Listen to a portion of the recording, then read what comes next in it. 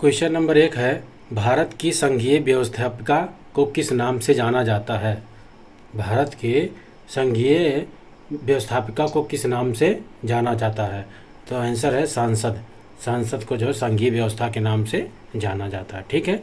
अगला सवाल है, भारतीय संसद के कितने सदन होते हैं। भारतीय संसद में के कितने सदन होते हैं। कितने सदन होते हैं? 2। आंसर से जो है 2 सदन होते हैं। ठीक है, राज्यसभा और लोकसभा। चलिए अगला सवाल है, संसद के किस सदन को प्रतिनिधि सभा को भी कहा जाता है। संसद के किस सदन को प्रतिनिधि सभा भी कहा जाता है। तो लोकसभा। लोकसभा को जो है प्रतिनिधि सभा भी कहा जाता है। ठीक है। अगला सवाल है, संसद का लोकप्रिय सदन है। संसद का लोकप्रिय सदन है तो आंसर हो जाएगा लोकसभा। लोकसभा जो है संसद का लोकप्रिय सदन है। ठीक है। क्वेश्चन नंबर 5 है, संसद का अस्थायी सदन है। संसद का अस्थायी सदन है राज्यसभा। संसद का अस्थायी सदन क्या हो जाएगा? राज्यसभा। ठीक है। क्वेश्चन नंबर 6 है, भारतीय संसद में शामिल है। भारतीय संसद में शामिल है लोकसभा, राज्यसभा और राष्ट्रपति 3। ठीक है।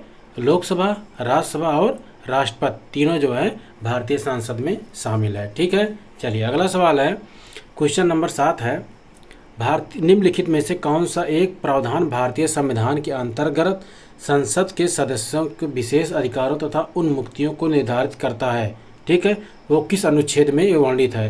तो उस आंसर हो जाएगा अनुच्छेद 105। अनुच्छेद 105 में जो है वर्णित है कि जो है उनको जो उनके विशेष अधिकारों को उन्मुक्त निर्धारित किया गया है। ठीक है। अगला सवाल है, क्वेश्चन नंबर 8 है, निम्नलिखित में कौन संसद का अन्याय भाग नहीं है। कौन संसद का अन्याय भाग नहीं है। तो जो है उपराष्ट्रपति। उपराष्ट्रपति जो है संसद का अन्याय भाग नहीं है। ठीक है। क्वेश्चन नंबर 9 है, भारत के संविधान में कहा गया है कि भारत की संसद 3 अंग होते हैं। उनमें से एक अंग लोकसभा, दूसरा अंग राज्यसभा, जबकि तीसरा अंग है। तो तीसरा क्या हो जाएगा? राष्ट्रपति। जैसे आपने पहले पढ़ा कि लोकसभा, राज्यसभा और राष्ट्रपति। तो एक हमारा लोकसभा है, दूसरा राज्यसभा है, तीसरा क्या अंग क्या है? राष्ट्रपति हो जाएगा। ठीक है। सही जवाब हो जाएगा राष्ट्रपति। ठीक है। चलिए अगला सवाल है, भारतीय संसद के कितने अंग हैं। भारतीय संसद के कितने अंग हैं। आंसर हो जाएगा 3। ठीक है। कौन कौन से? लोकसभा, राज्यसभा और राष्ट्रपति। ठीक है। चलिए अगला सवाल है, क्वेश्चन नंबर 11 है, भारतीय संविधान के किस अनुच्छेद में कहा गया है कि संघ के लिए एक सदस्य होगी जो राष्ट्रपति और दोनों सदनों से मिलकर बनेगी। तो अनुच्छेद 79 में ये वर्णित किया गया है। ठीक है। वो अनुच्छेद 79 में ये उल्लेख है कि जो है संघ के लिए एक संसद होगा जो राष्ट्रपति और दोनों सदनों से मिलकर बनेगी। ठीक है। चलिए क्वेश्चन नंबर 12 है, संसद को निम्न सदन एवं उच्च सदन क्रम से है, लोकसभा तथा राज्यसभा। ठीक है। क्रम कौन सा है? दोनों क्या नाम है? लोकसभा तथा राज्यसभा। चलिए क्वेश्चन नंबर 13 है, संसद को भंग करने का सक्षम है, अर्थात संसद को भंग करने का अधिकार किसके पास है। सही उत्तर हो जाएगा राष्ट्रपति के पास। राष्ट्रपति को पावर है कि वो संसद को भंग कर सकता है। ठीक है। क्वेश्चन नंबर 14 है, भारतीय संसद की संप्रभुता प्रतिबंधित है न्याय समीक्षा से। किससे? न्याय समीक्षा से भारतीय संसद जो की संप्रभुता प्रतिबंधित है न्याय समीक्षा से। ठीक है। क्वेश्चन नंबर 15 है, संसद के कितने सत्र होते हैं।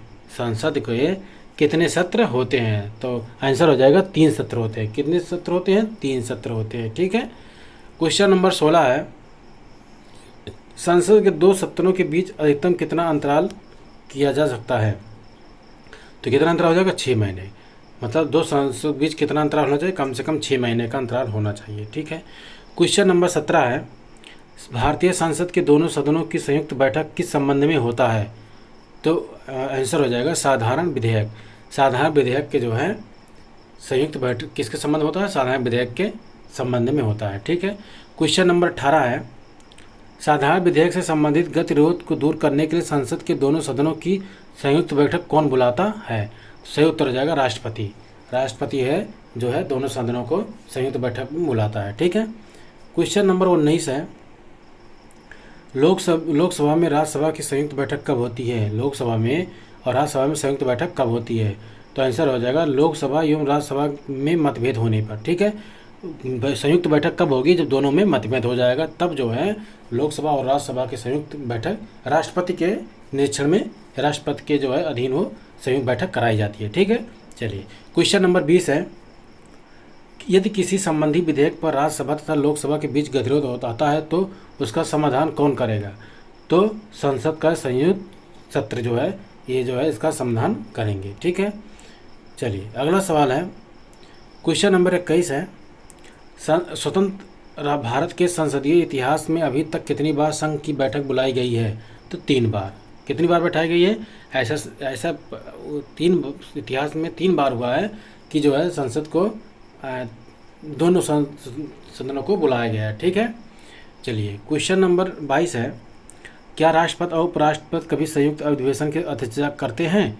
तो कभी नहीं करते हैं। आंसर हो जाएगा वो कभी नहीं करते हैं। ठीक है, क्वेश्चन नंबर 23 है, संसद के दोनों सदनों के संयुक्त अधिवेशन की अध्यक्षता कौन करता है? तो लोकसभा अध्यक्ष करता है। ठीक है, कौन करता है? लोकसभा अध्यक्ष जो है संसद के दोनों सदनों की संयुक्त अध्यक्षता करता है। ठीक है, जैसे अभी लोकसभा अध्यक्ष कौन है? अभी वर्तमान में लोकसभा अध्यक्ष कौन है? ओम बिरला। कौन है? ओम बिरला। ठीक है, ओम बिरला जी हैं। ठीक है, चलिए क्वेश्चन नंबर 24 है, संसद के संयुक्त बैठक कौन संबोधित करता है? तो राष्ट्रपति करता है। ठीक है, आपको सही उत्तर जाएगा, राष्ट्रपति जो है दोनों सदनों को संयुक्त संबोधित करता है। ठीक है, संसद की कार्यवाही सूची का प्रथम विषय क्या होता है? संसद की कार्यवाही सूची में प्रथम विषय क्या होता है? तो प्रश्नकाल होता है। क्या होता है? प्रश्नकाल होता है कि जो है पहले प्रथम जो है विषय में जो बात किया जाता है किसके बारे में? क्वेश्चन के बारे में बात किया जाता है, क्वेश्चन किया जाता है। ठीक है, चलिए क्वेश्चन नंबर 26 है, कौन सी प्रथा संसदीय प्रणाली को भारत की देन है? कौन सी प्रथा संसदीय प्रणाली को भारत की देन है? तो आंसर हो जाएगा शून्यकाल। ठीक है, आंसर हो जाएगा शून्यकाल। क्वेश्चन नंबर 27 है, संसद के किसी भी सदस्य की सदस्यता तब तक समझी जाती है जब यदि वह बिना सदन को सूचित किए अनुपस्थित होता है 60 दिन तक। ठीक है, अगर वो 60 दिन तक संसद में उपस्थित नहीं होता है तो उसके बाद अगर जो है वो नहीं आता है तो उसकी सदस्यता समाप्त समझी जाती है, उसकी सदस्य रद्द कर दी जाती है। ठीक है, यही। क्वेश्चन नंबर 28 है, एक वर्ष में कम से कम कितनी बार संसद की बैठक होना आवश्यक है? 2 बार। कितनी बार? 2 बार जो है लगभग पूरे साल में 2 बार, मिनिमम कम से कम 2 बार जो बैठक संसद की बैठक होना जरूरी है। ठीक है, क्वेश्चन नंबर 29 है, निम्न विधेयकों में से किसका एक भारतीय संसद के दोनों सदनों द्वारा अलग अलग विषयों पर बहुमत पारित होना आवश्यक है? तो आंसर हो जाएगा संविधान संशोधन विधेयक। ठीक है, क्वेश्चन पूछ रहा है विधायकों में से किसका एक भारतीय संसद के दोनों सदनों द्वारा अलग अलग विषय से बहुमत से पारित होना आवश्यक है? क्या होता है? संविधान संशोधक विधेयक। ठीक है, चलिए क्वेश्चन नंबर 30 है, सांसदों के वेतन का निर्णय कौन करता है? सांसदों का वेतन का निर्णय कौन करता है? कौन करता है? सांसद ही करते हैं। ठीक है, कौन करता है? सांसद खुद करते हैं। ठीक है, क्वेश्चन नंबर 31 है, संसद के कुल सदस्यों को कितना भाव वैधानिक चैम्बर की मीटिंग बुलाने के लिए आवश्यक गणपूर्ण कोरम है? तो 1/10 होता है। कितना होता है? 1/10। ठीक है, चलिए क्वेश्चन नंबर 32 है, संसदीय प्रणाली वाली सरकार को अन्य किस नाम से जाना जाता है? संघीय सरकार। किस नाम जाना जाता है? संघीय सरकार। याद रखिएगा, संघीय सरकार के नाम से जाना जाता है। ठीक है, क्वेश्चन नंबर 33 है, संविधान लागू होने के बाद सर्वप्रथम त्रिशंकु संसद का गठन कब हुआ था? तो 1989 में जो है संविधान लागू होने सर्वप्रथम त्रिशंकु संसद का गठन हुआ था। ठीक है, क्वेश्चन नंबर 34 है, अस्थायी संसद भारत में कब अस्तित्व में रहे? तो 17 अप्रैल 1952 में। ठीक है, तब 17 अप्रैल 1952 में जो है अस्थायी संसद जो भारत में अस्तित्व में रहे। ठीक है, क्वेश्चन नंबर 35 है, भारत की पार्लियामेंट संसद का उद्घाटन कब हुआ था?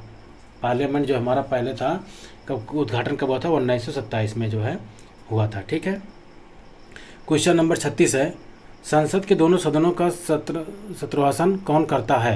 तो कौन करता है? राष्ट्रपति करता है। ठीक है, कौन करता है? राष्ट्रपति करता है। ठीक है, क्वेश्चन नंबर 37 है, किसी संसद सदस्य की योग्यता का संदर्भ में निर्णय कौन करता है? कौन करता है? ठीक है, तो सही उत्तर हो जाएगा राष्ट्रपति करता है। कौन करता है? राष्ट्रपति करता है। ठीक है, क्वेश्चन नंबर 38 है, भारत की संचित निधि से धन निर्गम पर किसका नियंत्रण होता है? तो संसद का नियंत्रण होता है। किसका नियंत्रण होता है? संसद का नियंत्रण होता है। ठीक है।